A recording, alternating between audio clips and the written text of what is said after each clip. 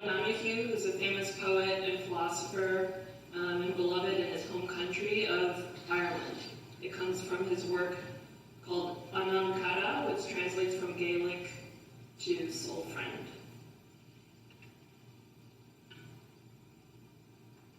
Humans are new here. Above us, the galaxies dance out toward infinity.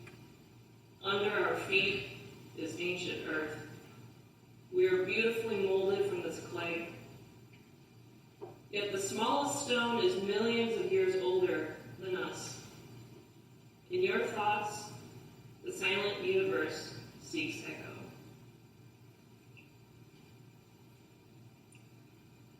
My background is in science, and I was raised in a household where God and religion and spirituality wasn't talked about. That gave me the freedom to explore and cultivate exactly what felt right for me, what felt aligned with my beliefs. So I spent a lot of my young adulthood asking a lot of hard questions, questioning almost everything and all the ideas I came across. But it wasn't until my early 30s, a few years ago, when I got very sick, to really push me into something that resonated with me. One of those things with the silver lining, a gift in disguise. So I got very ill with chronic conditions that left me sensitive to light, to sound, vibrations, and sunlight, which meant I was no longer able to watch a movie. I was no longer able to cook a full meal. I was no longer able to drive on the highway and go to restaurants with friends. I was really lucky to have doctors who recognized my conditions, and they helped stabilize my health through Western medicine, various medications. And thanks to this help, I'd say I got about 20% better, and I had the will and the strength to keep looking for ways to heal. So I'm forever thankful for all these doctors. What I will say is, what finally got me exponentially feeling better was something called energy medicine. Coming from my science background, it sounded really strange to me, but I was willing to try absolutely anything. There are two modalities of energy medicine which are recognized by the National Institute of Health. Has anyone heard of Reiki? It's a tradition that comes from Japan, developed in the 1920s or so. There's also something called healing touch. Has anyone heard of healing touch?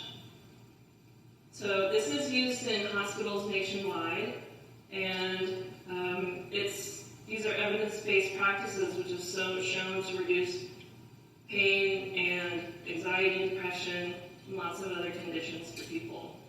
So the practice that I use is a little bit different, and may sound even more woo-woo to many of you. Briefly, I'll describe it, and then I'd love to walk you through an example. So the way I was taught, you focus your attention inward and imagine, visualize energy coming up through the earth, rooting you to the energy underneath.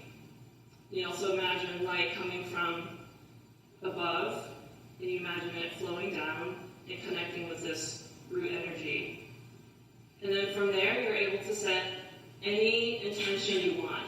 So I made a lot of statements around clearing and healing. I eventually used it for all kinds of other things in my life. I watched this practice heal relationships, heal a lot of emotional traumas, and help me with manifestations, even for, not just for me, but for members of my family. One of my favorite examples is I set the intention to create a little more space for me when I went out shopping in stores. And so I created this sort of field of energy surrounding me, and people at Petco were giving me like 6 feet of space and saying, "Oh, excuse me," when they turned the corner and I was, 10 feet away. These coincidences added up to a point where I just could not deny the reality of what this practice was creating in my life. So, the way I reasoned this with my science mind is a few different ways. Now, the answer to what is happening here, what this energy is, if you're spiritual, is pretty easy. The answer a lot of people say is God or pure consciousness, and in some other ancient cultures, it's life force, it's chi, from Tai Chi or Qigong or Prana in Sanskrit. If you want to answer this question in terms of science, well, the answer is tricky, and the short answer is we don't know. We don't know yet. But there are some things that all point in a similar direction. So for one, we as humans are these little walking, organic, conductive beings. We have a constant current that runs through our body, and so we're walking around in this world with our own electromagnetic energy field. We also know there's a gland in the brain that responds to neural signals and creates hormones that correspond to those thoughts. So basically, the thoughts you have can influence your physical body. And finally, there's so many mysteries we still don't understand. Science is still trying to understand exactly what consciousness is. We understand a lot of pathways in the brain, but what is it to truly be conscious, and what is the source of this consciousness? There's modern physics theories about quantum fields that exist even in a vacuum. So there's a potential energy even when there's absolutely no matter. Point being, there's a mystery, and I was willing to accept the mystery of these practices and suspend my disbelief.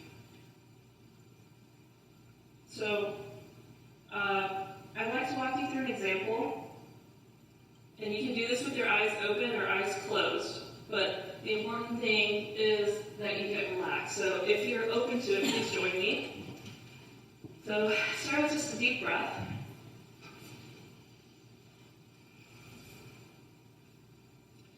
When you use your breath, you start to relax, you bring your body into a state of rest and digest. Your sympathetic nervous system kicks on. Take another deep breath.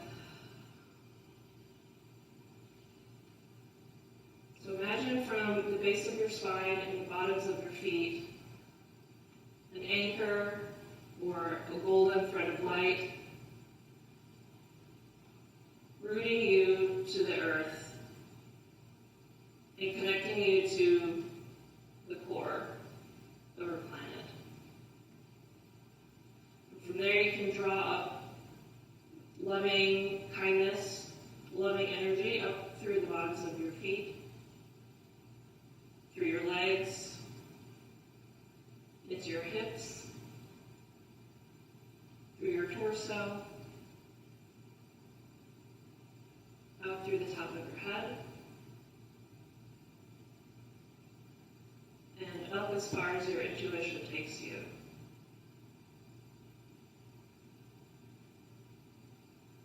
From the same direction, imagine a beam of light, liquid light, or shower. Imagine it coming down, entering through the top of your head,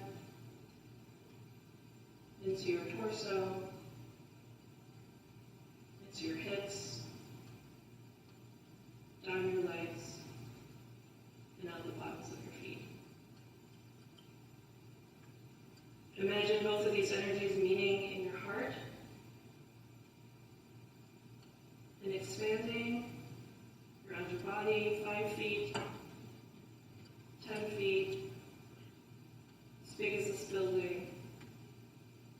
You can keep going. The idea in this practice is we're infinite beings.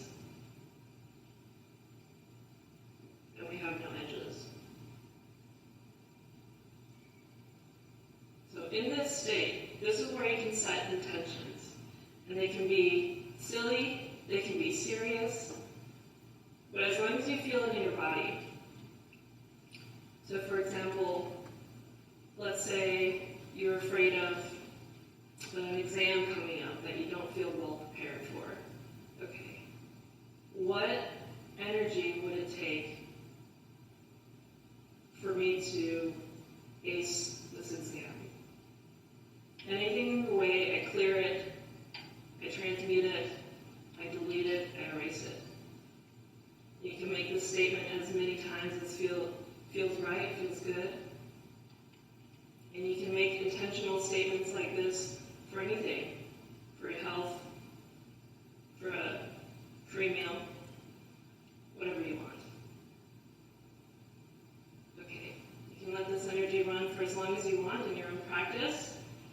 You can do it every day, you can do it for 10 minutes, 5 minutes, you can do it for 5 hours. And start to turn the intensity down of this energy. Bring your energy back close to your body. Take another deep breath.